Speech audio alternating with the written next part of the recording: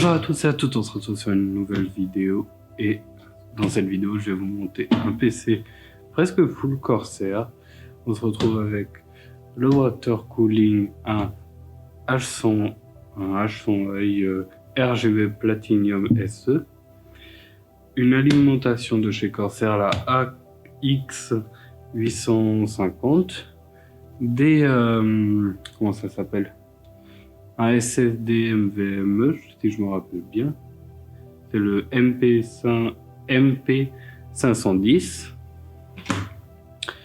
La carte mère de Aorus, la B400. C'est B400 ou 4000 4500. Hein.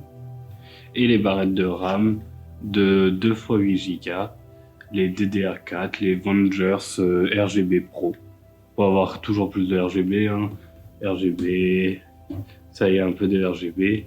Et là, on se retrouve avec le boîtier. Le mini, je sais plus comment il s'appelle. C'est le Corsair Crystal quelque chose. Je vous mettrai le nom, hein, j'ai oublié. Avant tout, on va ranger tout ça. On va enlever la carte mère. On va commencer à mettre les trucs. Et vous allez voir comment tout ça se passe. Alors, le processeur, pour le mettre, il faut enlever le petit truc comme vous avez vu. Il faut prendre le processeur avec vraiment délicatesse sur les bords. Parce que, comme vous pouvez le voir en dessous, il y a les petits pins qui doivent rentrer vraiment exactement dedans. Faites très attention à ne pas les casser quand on le met dedans. Vous pouvez le bouger légèrement. Normalement, en haut à gauche de la carte mère, il y a un petit truc pour pouvoir voir, bien le mettre.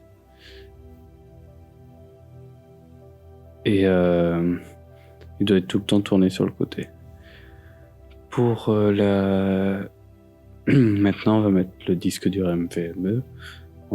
Pour ça, on va enlever la petite vis que j'utilise là. Je galère un peu. On enlève le cache. Après ça, on met le disque dur dedans. Enfin, c'est comme une barrette de RAM. Hein. C'est spécial, mais pas oublier d'enlever sur le cache qui va au-dessus le petit plastique. Parce que bon, ne faut pas laisser le plastique dessus. Hein. Ça peut être problématique. Et on le remet comme il était et on le refixe.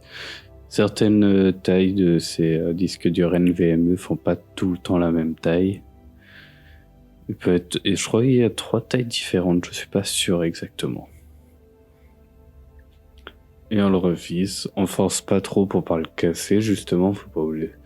C'est quand même assez fragile, mais juste pour que ça tienne, c'est fort. Les barrettes de RAM.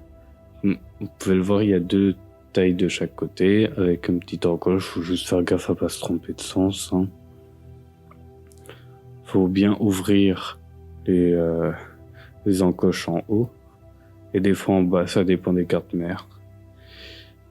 Comme vous pouvez le voir là, je me suis trompé de sens, je crois, je sais plus. Oui, voilà. Je suis trompé de sens, et là, ça va rentrer. Faut forcer des fois peut-être un peu en appuyant, et dès que vous voyez que le truc est rentré, et que c'est parfaitement aligné, c'est que c'est bon. J'en remets la deuxième. Normalement, des fois, ça fait un petit tac quand c'est bon. Bon, maintenant, on va mettre la carte mère dans le boîtier.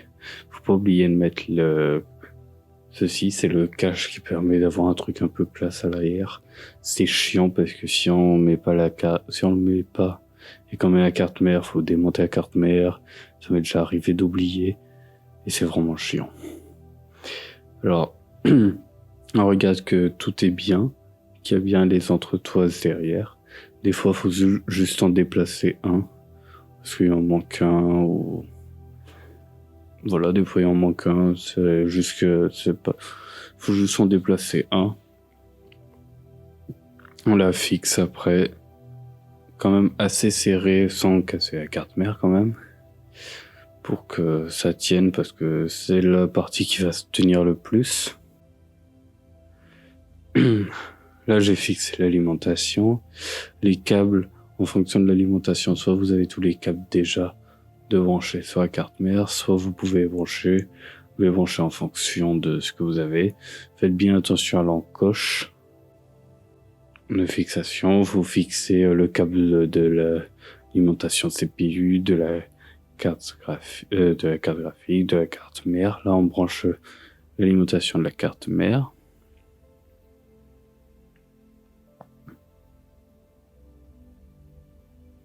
Là, l'alimentation du CPU. C'est quand même un truc vachement important. Là, c'est pour l'USB 3.0 qui est sur le boîtier pour que les USB marchent. Sinon, elles ne fonctionnent pas. Bien faire attention aux encoches à chaque fois. Ça, c'est les... Comment on appelle ça? Je sais plus comment on appelle ça. C'est pour que ça permette de démarrer l'ordinateur, pour qu'il y ait les LED, tout ça. Qu'il y a le bouton reset qui marche. Vous pouvez utiliser... Normalement, tout est écrit sur la carte mère par les petites cartes mères comme celle-ci, où il y a un code couleur et il faut regarder sur la... Comment ça s'appelle? Oui, il faut regarder dans le mode d'emploi de la carte mère qui nous permet de voir. J'ai cherché si c'était écrit, j'ai pas trouvé. Qu'en regardant le mode d'emploi que j'ai vu. Mais après, c'est chiant un peu à mettre parce que c'est un par un, mais c'est assez simple quand même. Des fois, elle se trouve à droite, des fois, elle se retrouve en bas de la carte mère. Ça dépend des cartes mères. Vous pouvez voir que j'avais enlevé les barrettes de RAM, mais c'est parce que c'était quand même assez pénible pour faire ces manipulations. Je les remets à la fin. Là, on va brancher le HD audio.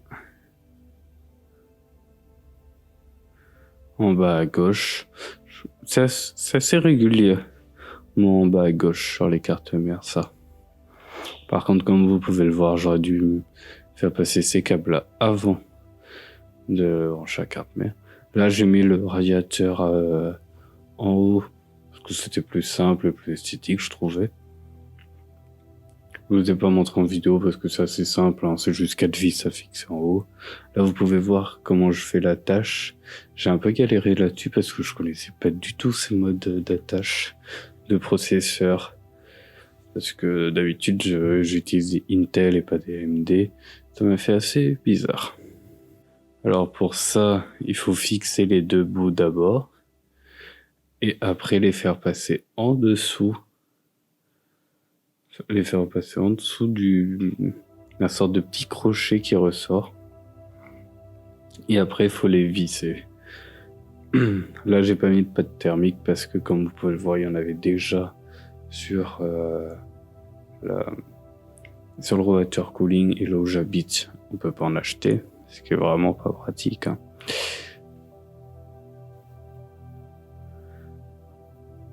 Comme vous pouvez le voir, j'ai galéré.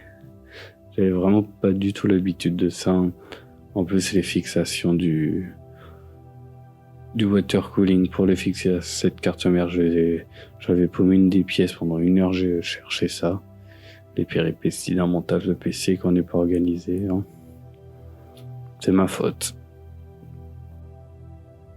Voilà, on vise bien fort, sans trop serrer non plus, hein, mais pour que ça soit bien collé à la carte mère. Au processeur, on fait passer les fils derrière. Quand même, faut que ça soit un minimum esthétique. Hein. Après, ça c'est simple à brancher, hein, c'est le RGB, t'as 2 câbles qu'on doit brancher entre eux. T'as le câble de la pompe et le CPU fan qu'on branche sur le CPU fan qui est en haut à gauche. Le câble de la pompe, on le branche sur un des câbles de disque dur. Comme vous pouvez le voir, le PC est terminé.